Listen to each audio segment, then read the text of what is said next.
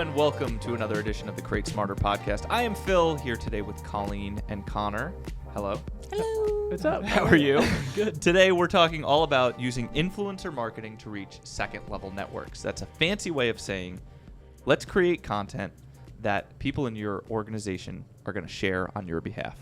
So let's boil that down right there. To boil it down further, what are we talking about? What does this mean? What is the big picture here? When we're thinking about creating content, there's a couple of different ways to do it. You can post from your brand, or you can have other people post for you. What are some overall benefits and reasons that people might want to do this? Well, I think it kind of boils down, like you said. I mean, it depends on who you're using, right? You use other people in your organization, whether it's a school or a company or whatnot, to kind of do the groundwork for you. I mean, everybody's seen, a company title with a blue check mark next to it or whatever, share something, and you're kind of like, yeah. But if you see a different type of content from someone who I always think you're not expecting from, I think that's a really cool way to get traction, get views. But to answer your question, utilizing the people around you, not just the big brand, to share the content that you've made for the brand. Colleen, from like a tactical standpoint, for you, before we get into the work that we do, one of the examples I look at most for this is, LinkedIn, right? And it happens on Instagram. It happens everywhere. Why do you think it's valuable, as a consumer to see, people posting things as opposed to brands? Like, what's the level of trust, that you have when you see content from people as opposed to brands? The brand itself, I mean, they're coming from an overarching perspective. But when there's one person, especially if you know that person, or kind of like their audience or their followers, there's more of the, like you said, the level of trust, and that person is giving you accurate information, or you have the same values as them. You're more inclined to, I guess, buy into what they're selling. Right. I agree completely. I think one of the places I see this most effectively done and most consistently done is LinkedIn. And I think we do it in terms of us sharing out content on our personal pages, but I see a lot of bigger brands, and sometimes it just happens naturally. You don't even have to ask people to do it, but it's having people inside of a corporate organization share content that the organization creates or post it themselves, and then the organization will share it whichever direction it happens in. And it's great for recruiting, right? And it's great for building a company culture, because it's not Five Tool Productions saying, we're really good at this, or, this is a good place to work. It's Connor saying it. It's someone else saying it. When you see that in your own network, for me, I'm like, oh, that's someone I used to work with. I know that person and I trust that person. They're putting that out there, whether I consciously think about it or not. There's a level of trust from that as opposed to, from an organizational level. Yeah. And I think the same applies with a few of the specific examples we're going to talk about in higher education. So one of, the most untapped markets, I think, for getting content out in higher ed is students. Students have really great networks. And I think sometimes it's overlooked because a lot of students' networks are private. And it's, invite only. That said, they're still large, and those are really, really trusted networks. Connor, we do a lot of media days here. What are some of the types of content that come out of those that we give to students and student organizations to post, and what's the mechanism of how that works? Yeah, I mean, what we've seen success in the past is definitely, short, shareable, repeatable types of content. And when I say that, I'm thinking of, Reels. We love our 360 booth. That's an easy one to kind of produce fast and share. And then GIFs or photographs. And like I said, kind of the idea of seeing something on someone's feed that's unexpected is like something as simple as getting a higher quality photo with a couple graphics always looks, cool. And like, wow, this person, whether it was made by them or not, like shares this thing, and that, that caught my eye and that got my attention.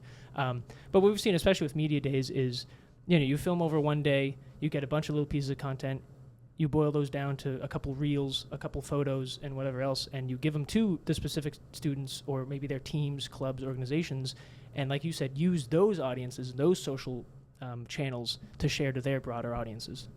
I think the teams is an interesting part of it. And I know, Colleen, you were involved in some of these media day productions as well, doing photography work.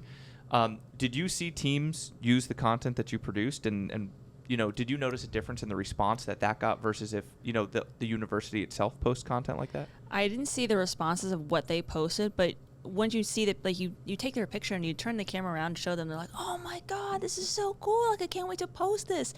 And just them posting in and of itself, like I said, even though they're private, they're still reaching a whole network of other students, people from other colleges, and like that, just like it can really spread. The more, like, I can't think of the last word I wanted to say, but it can just reach a wide variety of people. Yeah, I know. We did this as a case study for a client when we were talking to them about the idea of a media day and why it might be valuable, and it wasn't even content that we had posted. We took a post that their athletics department had put up on Instagram, and in that post they had tagged like 5 individual student athletes, and the athletics department that posted it had some number of followers, 500 or 1,000 followers, whatever it was. It was a number that we kept in mind. And then we pulled up each of the students' individual pages, and each one of them had at least twice as many followers as the athletics the athletics department itself.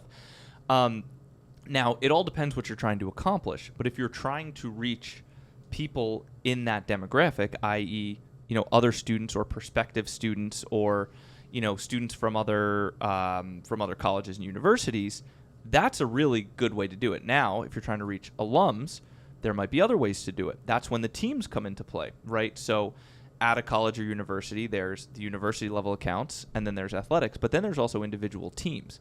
If somebody played for that team in the past, like if they're an alum of the baseball team, they're almost definitely following the team they were a part of, and they're going to have a different relationship with that account and with that organization than they do with the school as a whole. And I think that's one of the places we've seen the best tractions with teams, right? Yeah, for sure.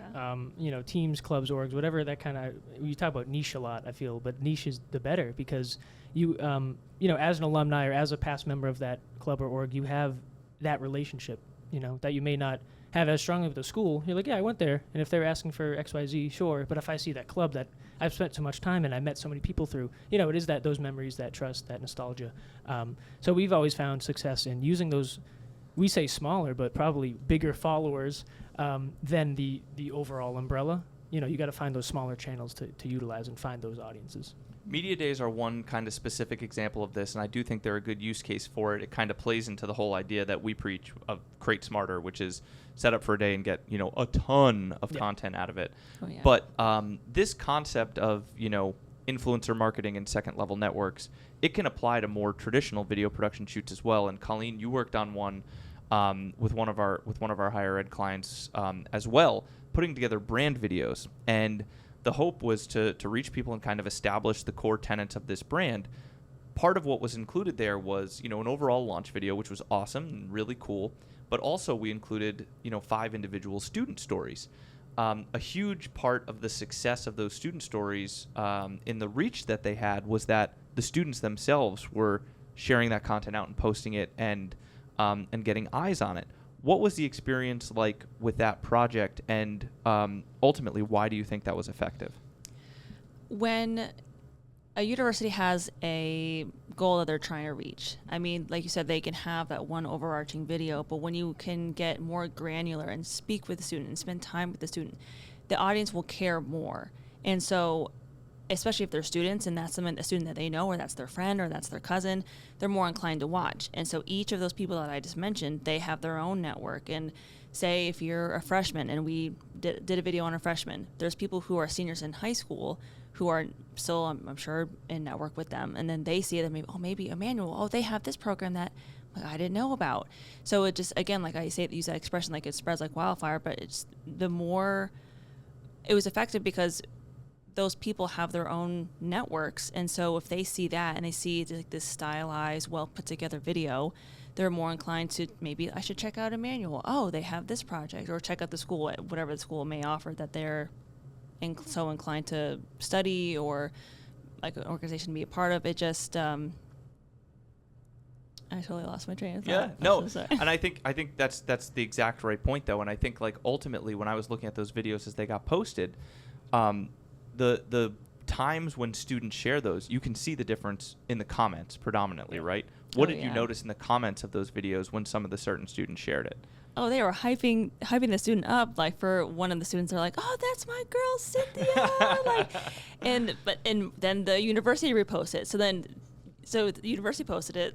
the students post it on their own account, and then the university reposts it again. So like it just creates so much more opportunity for views and follows, and it ultimately reached the objective what the university was trying to accomplish, was to get more people to apply to the university. Yeah, and I think that there's people have to keep in mind how these algorithms function for social networks.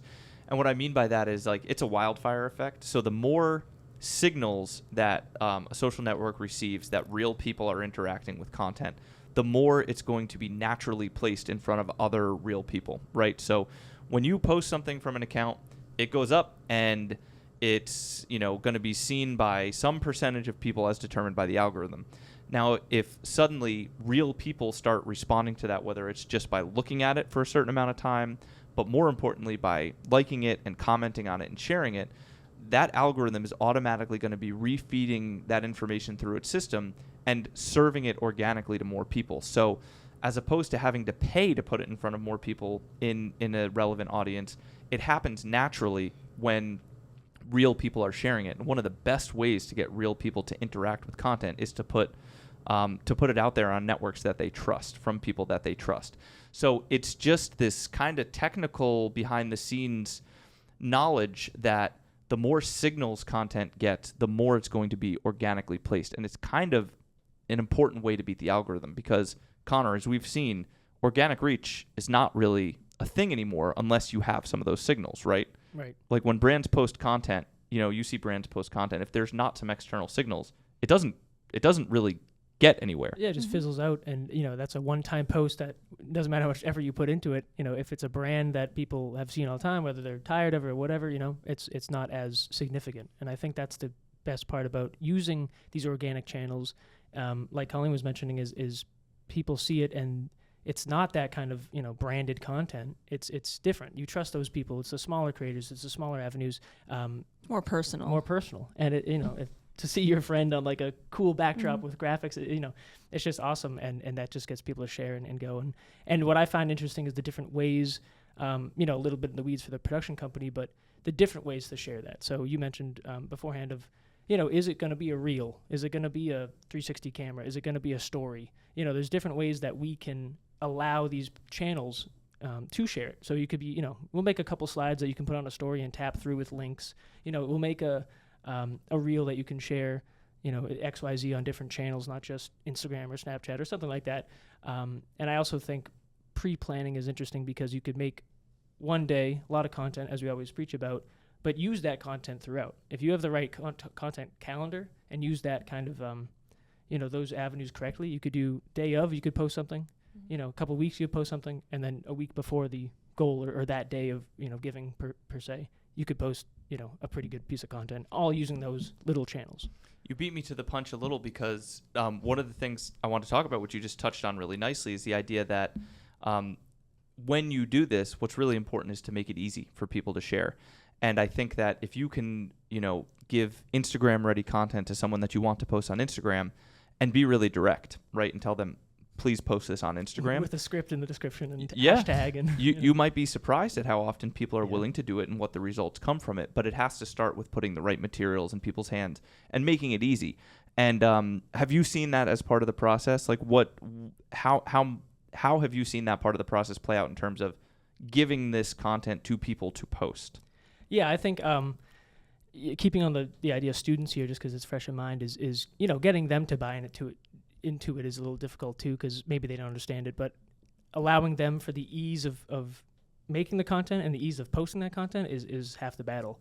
So if you give them a good plan and say, hey, meet me in this location in this day, and we're going to film some stuff, but just wait, and in 2 weeks I'll have 3 different pieces of content all planned out, how you're going to post them, how they're going to be used, and what you can say, copy and paste in the description.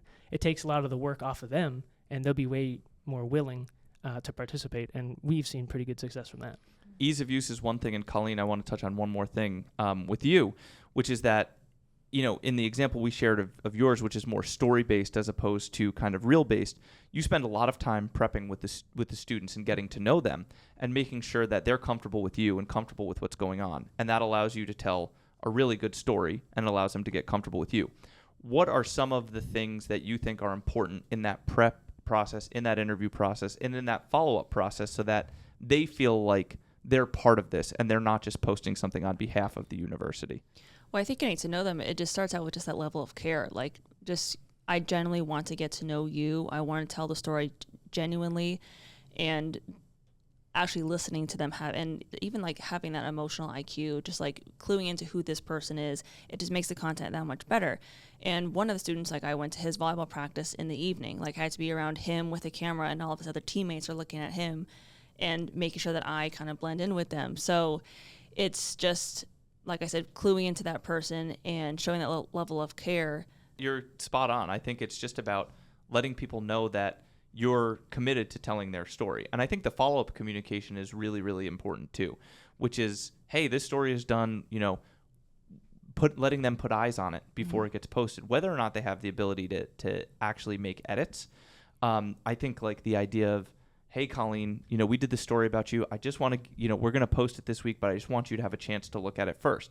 Now, if they came back with 12 line item edits, you might not make them. But if they're like, oh my God, this factual detail is wrong, that's also an opportunity to correct something, right? Or I have another picture that I could send you that better tells the story from my perspective, not like what the university might want, but like, this does a better job at illustrating my internship versus maybe this. Or I know I'm really great at this sport, but like what I do for what I want to do in my career, that's more important to me. I might shift my edit a little bit towards that to be more genuine and accurate to that student and who that student is. And all of that communication goes such a long way once it comes time for them to post it, because they're like, this is me. You actually got it right, and now I want to post it. And I don't just think you're using me. I was going to say they feel invested in it if they've been a part of the process, not just, hey, what happened 2 months ago when you interviewed me? Did that ever come out? Oh, yeah. But if they get to see it from beginning to end, I think they're way more willing to participate. And it's really sweet when they actually message you. They text me personally, hey, Colleen, I really like what you did for my video. Like, thank you so much. It means a lot. It means like, hey, I got it right. and I do think that's an important part of this. It can't be lip service. If it is just a marketing video and it's, just them as a tool to market, they're probably not going to share it. But if you can get it right and, hit the messages that the university or organization wants to hit and tell their story, I think that's a sweet spot. People it will also share. helps that they thought that I was a student too. Oh, well, they did not think I was a student. I haven't been mistaken for a student in many, many years. And my network hasn't been mistaken for a student's network in many, many years. I know. What's something that organizations or schools should look for in the talent that they're including in this? There's a couple of factors at play. There's, do they have a big network? But there's also, are they charismatic and are they going to perform well, and kind of finding the intersection. What is your advice to organizations or universities about who they should target for this type of content and how they should kind of keep that running list in their brain of who might be good candidates for this type of thing? Yeah. I think, we use the word influencer, and that may mean a type of person or somebody with a lot of followers and big brand recognition. But in our world, that's a bit different of do they play well on screen? Are they comfortable on camera? Do they have the charisma to sell the point and to actually make this content shareable and interesting? And we've seen that before in the past where people who cares how many followers they have, and maybe they're not the most popular person on campus, but the students that are, in the weeds or the ones that the brand or university knows will do well, have performed great. And that really comes across in the end product is this person wanted to be involved, as we talked about. They like the product we're making and they're willing to share it, and people want to share them. Yeah. And I think, go ahead, Colleen, I'm sorry. And just because they may not be like the most popular person on campus, outside of campus, they may hit a wide, right? Somebody from another campus, another town might find somebody that they can relate to in that student, and then boom, you've made that connection, and now you have another follower. 100%. And I think it's incumbent on anybody who works in marketing and posts to social to think about, are there people, in my network, in my organization, in my school, who might be willing to share the message and basically act as a referrer here. Yeah. And if so, keep that running list, and then when the opportunity presents itself, include them in your content and make them a partner in this. And I think that's ultimately what this comes down to, is really making them a partner. It's kind of what we were talking about with telling the story and not just shoehorning somebody into a story that's not actually about them. And I think it's all about, do they have a follower base? Do they believe in your organization? Are they charismatic, and are they willing to share? And if they check those boxes, it could go a really long way towards getting the word out. Mm-hmm. Anything else, Colleen? Nope. You got it. Influencer marketing. Do it. That's the tip. That's the tip. Just do it. Just do it.